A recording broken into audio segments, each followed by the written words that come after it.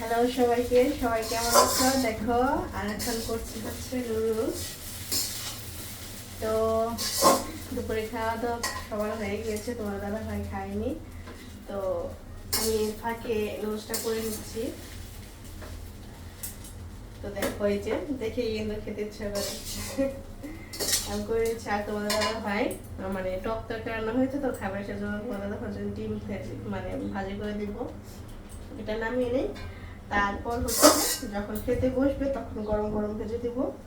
এখন আপাতত এটাই আমি রান্না করি।